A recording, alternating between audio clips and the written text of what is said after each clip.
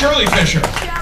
Shelley Fisher from Channel 3. She's the sexy, hot tip color person.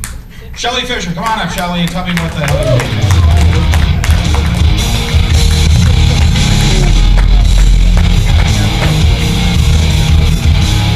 Shelley Fisher.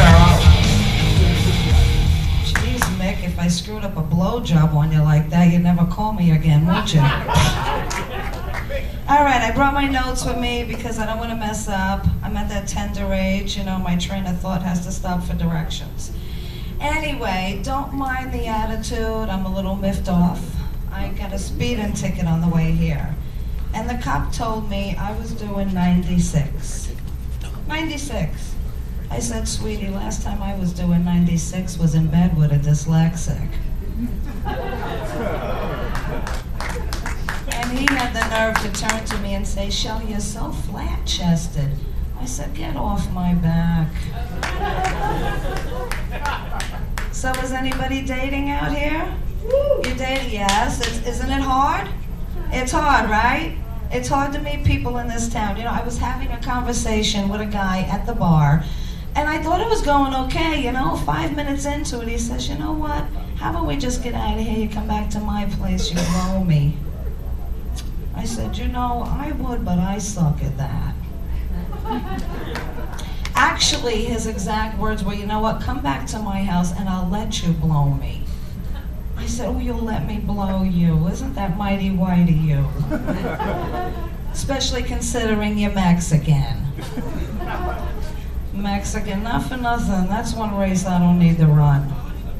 I wouldn't eat that with Lisa Lampanelli's mouth. So I dated an old guy, okay? He was 96 years old. And not for nothing, I had to break up with him because I found out he was a crip. Okay? And not for nothing, ladies and guys, I just cannot be seen walking with a guy with one leg. Or a colostomy bag hanging out the backside, but only on the left side because my projects is in a blood's hood. Anyway, you know, I heard that he was in the hospital though. He was involved in a drive-by and his hover-round toppled on him. Yeah, he ended up in the geriatric unit. So unfortunately, I had to lower my standards, so I was dating a midget. I know. It wasn't even, I didn't even technically date him, okay? I went down on him. For real, I know. Even by my standards, that's a low blow. You get up here. Anyway, and you know what? Midgets, they're little people, you know? So the most you can hope for from them is like a pearl bracelet. But don't laugh, because this man was hung like a pony. I tell you, I was hoarse for a week. Yeah, then I met another guy. He was from Kentucky. Okay, he was a religious guy. He was like a backwoods Baptist.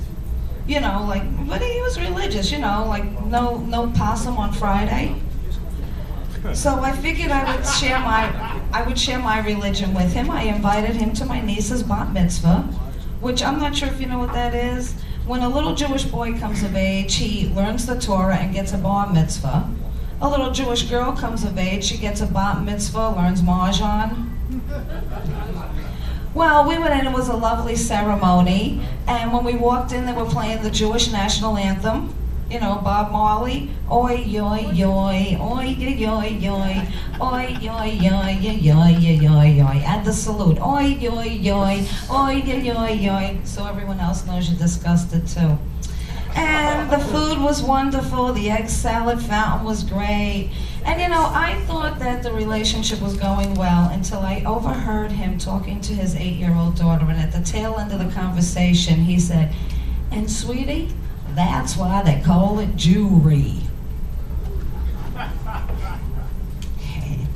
All right, well anyway, is this economy screwing with anybody else besides me?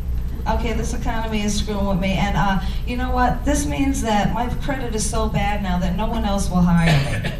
okay? Because if you have a bad credit score in this town, you can't get a job, right? Right? Which makes no sense, because people with bad credit obviously aren't stealing from anybody to pay their bills. It's those 740 FICOs you gotta watch out for. All right, well, I do have friends who are taking advantage of this lapse in their careers, and they're making changes. So I have this one friend, Jeanette. We call her Jeanette. So she just took some time, and now she just opened a mortgage brokerage firm, okay? And they cater strictly to the gay community. And their motto is, walk in a homo, walk out a homeowner. So, you know, like I said, I am looking for a man. I'm looking for that special someone. And I figure, you know, what the heck, you know, you can always improve on perfection. So I went to get a consultation from a plastic surgeon. I thought I would, you know, try to get rid of these little lines around my mouth. And he quoted me a price of $6,000. I said, $6,000, that's just, you know, I can't afford that right now. It's just too strong for me. So I am just gonna have to keep doing what I've been doing. Go down on the midget and wait for the swelling. 'Cause that's free. And I get jewelry. That's my time. I'm Shelley Fisher. White girl out.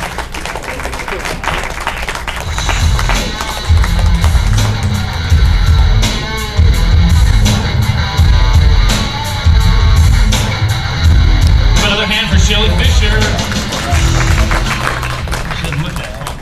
Mick is going to be studying the names for a few minutes. So I'll be introducing a couple people. Did you get it all? Yeah. How was I? Anybody watch the news today? Was it funny?